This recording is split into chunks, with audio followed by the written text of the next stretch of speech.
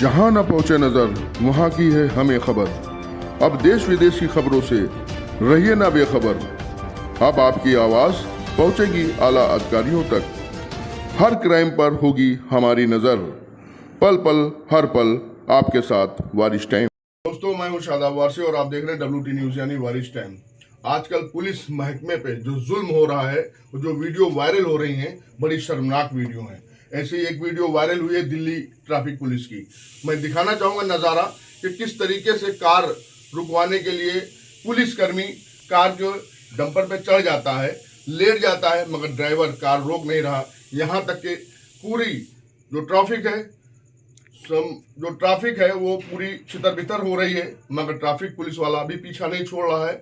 ये नज़ारा बड़ा शर्मनाक है जो कि मैं आपको दिखाना चाहूँगा। और वहीं मैं बता दूं कि चंद्रशेखर आज़ाद जी आज कानपुर का दौरा कर रहे थे, जहां पर उनके गाड़ी पर पत्थर मारा गया और उन्होंने जो कहा पत्थर पड़ने के बाद, वो मैं सुनाना चाहूँगा कि चंद्रशेखर आज़ाद जी के हौसले कितने बुलंद हैं और वह जनता का कितना हित चाहते हैं। लगता है कि वो वाकई में एक अवतार हुआ है चंद्रशेखर आज़ाद, जो जनता का हित चाह रहा है। आइए सुनाते हैं डायरेक्ट चंद्रशेखर आज़ाद के बयानों को।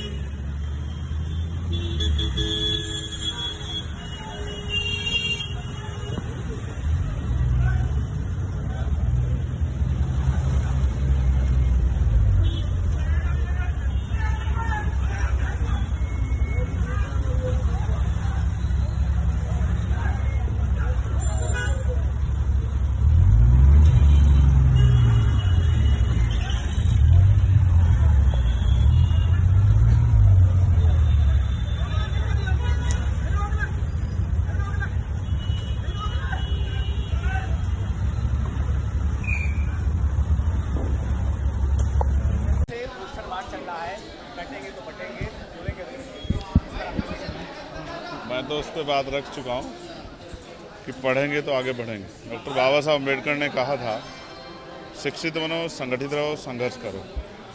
तो हम लोग जागरूक करें लोगों को और वो अपने अधिकारों के प्रति जागरूक हों, तैयार हों अपने छिने हुए अधिकारों को लेने के लिए। उसके ज़रिए जो है उनका जो जीवन है वो आत्मसम्मान का हो, अधिकारों का हो। तो हमने जो नारा दिया है वो यही है कि पढ़ेंगे तो आगे बढ़ेंगे और साथ साथ चलेंगे। बटेंगे जैसे बयान से क्या प्रभाव पड़ता है? मुख्यमंत्री जी को जवाब देना चाहिए। जब वो मंच पे खड़े होके हरिजन और गैर हरिजन की बात करते हैं, बांटा किसने? पहले ब्राह्मण, क्षत्रिय, वैश्य में, फिर जातियों के आधार में, जातियों में भी जातियाँ, गोत्र किसने बांटा है? आप जानते हैं कि ये सब जो है जिन लोगों ने व्यवस्था बनाई उन्होंने ही बांटा है।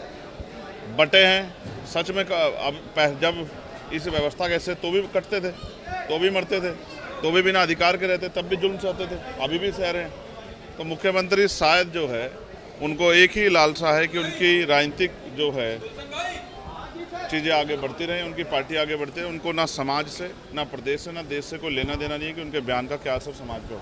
सर, एक जब विधानसभा में आपके प्रत्याशी ने पर्चा दाखिल किया था, लेकिन उनको स्पीकर तक नहीं बुलाया गया, क्या साजिश इसके पीछे? देखिए, मैं ये समझता हूँ कि जिस तरह का टिकट डिस्ट्रीब्यूशन हुआ था, भाजपा के लोगों ने डर के षड्यंत्र करके हमारे प्रत्याशी का पर्चा कैंसिल कराया।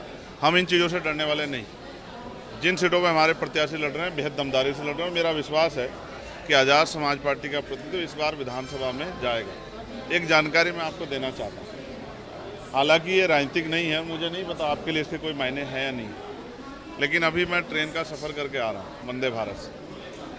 C3 जिस बोगी में मैं था, जैसे ही ट्रेन ने बुलंदशहर क्रॉस किया, किसी असामाजिक तत्व ने ट्रेन पर पत्थर फेंका, जिसमें मुझसे आगे 2-3 जो चेयर्स हैं उनके आगे वाले जो एक यात्री थे, उनका शीशा चकनाचूर हो गया। उनको चोट भी लग सकती थी।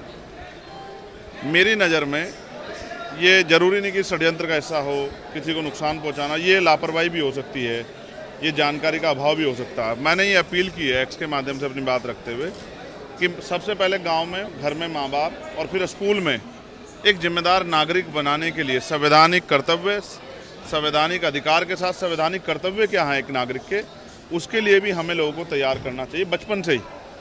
रेलवे की संपत्ति जनता की संपत्ति है, देश की संपत्ति। देश की संपत्ति की सुरक्षा करना एक जागरूक नागरिक का अधिकार है, कर्तव्य है।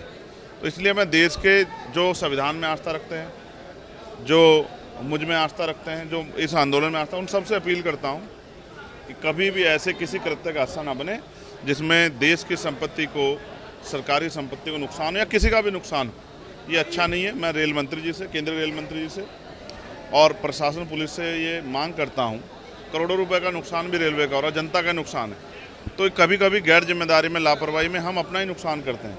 तो इन सब चीज़ों से दूर रहना चाहिए। इसका नुकसान होगा, कल उन पर कार्रवाइयाँ होंगी। ये नासमझी खतरनाक है। इसलिए मैं अपील करता हूँ सभी जागरूक नागरिकों से, उनके माता पिताओं से, बच्चों के और उनके परिवार के लोगों से कि ऐसी किसी भी घटना के लिए सबसे पहले स्वतः अपने बच्चों को घर पे जागरूक करें और फिर स्कूल में भी इसको बचपन से पढ़ाया जाना चाहिए कि क्या आपको करना है, क्या नहीं करना है। सर एक सवाल और, सीसा में विधानसभा आप आए थे, कुछ दिन पहले कानपुर आए थे, आपने कहा था इरफान का सपोर्ट किया जाएगा, आप क्या कहते हैं? देखिए, राजनीतिक रूप से मेरी कुछ मजबूरियां हैं, लेकिन अगर वो उनके परिवार के लोग चुनाव लड़ रहे हैं तो जनता को तय करना है कि जब किसी पर जुल्म हो तो उसकी मदद करनी है या उसको अकेला छोड़ना है, जनता को तय